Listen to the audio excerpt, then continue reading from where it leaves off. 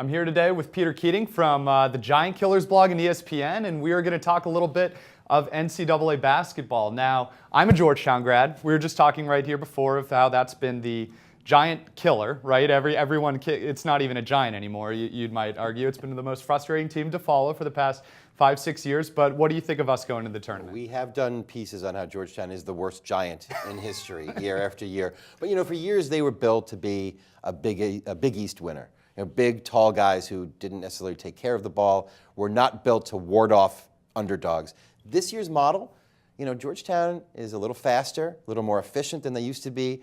We actually think that people may be downgrading them a little unfairly just on reputation. Now, they do face an interesting opponent, Eastern Washington.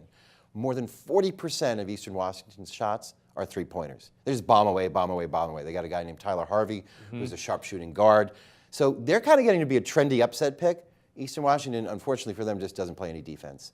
And so our statistical model actually favors Georgetown really strongly. I mean, this may be the year where Georgetown is less favored than it should be by the public. The public has had enough of Georgetown, but they're actually a stronger buy than people realize. Right. So it's just like a stock. As soon as everyone hates it, then it does well. And so hopefully this is the one year that now that everyone hates the team, we could do well. Now, you had an interesting, my pick's Arizona, your pick's Kentucky. You brought up 2 second-round matches between both of those teams, potential matches. I think Kentucky versus West Virginia and Arizona versus potentially VCU or Ohio State. Talk to us about that, because I think those could be 2 really fun games. Okay, so these are all really interesting matchups. VCU has to play Ohio State in the round of 64, but VCU is kind of the poster boy for Giant Killers. They do everything that you want as a deep underdog. They know how to hit the boards to generate extra possessions. They shoot a lot of threes, and they generate tons of turnovers. They're constantly harassing opponents. So they actually fit better in an underdog role than they would as a 5 seed, which they were last year when they lost. Ohio State, they just lost a lot of close games, and as a result, they're severely underseeded. They're a strong team. I don't think they have failed to close games. I think it's just kind of they've had a bunch of stuff happens games. Right. Either one of those teams could be a threat to Arizona just because they're built to take out a better team. Arizona doesn't have any glaring weaknesses. They're really strong inside, but they could face a strong Giant Killer. The matchup I would love to see might happen one round later if West Virginia gets to the Sweet 16.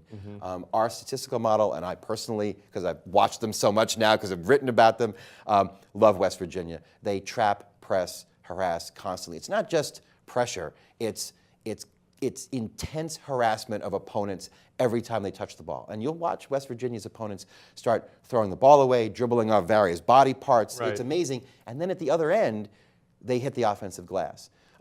There's no logical reason why you can't do both of those, but very few teams, VCU is one of them, Louisville, very few teams have monstrous numbers in both forcing turnovers and getting offensive rebounds. And West Virginia's combination of those is pretty historic. They don't shoot well, but they're one of the most efficient teams in the country anyway because they get so many more shots than their opponents. That's fascinating. It would be so much fun to watch them play. It would be fun Kentucky. in the coaches, too. I mean, Bob Huggins versus Calipari, you got 2. That grudge match would be one for the ages. Yeah. Well, I think there would be a lot of great games here. Hopefully we can have one year that Georgetown is a giant killer and we can beat Duke. And maybe on the other side, if that doesn't happen, then Arizona, hopefully they can get past that second round. Do you think Arizona has a chance to beat? You're counting a lot of chickens here. I just want to point that out. Well, there are a lot of chickens in the basket here for me. So do you think Arizona has a chance to win if they get past that second round? Do you think they could beat Kentucky? I think they would give them, I think they have a shot. They have a really strong inside presence. They're well coached.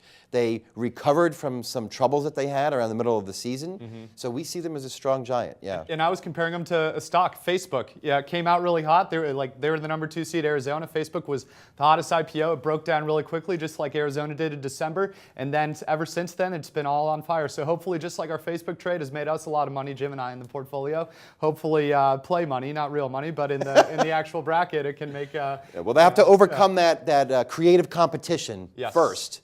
And then go on and play the big boys. That's true. Well, this has been great. Thank you so much. Peter Keating from Giant Killers and ESPN, and it's been great. Thank you so much. Thank you.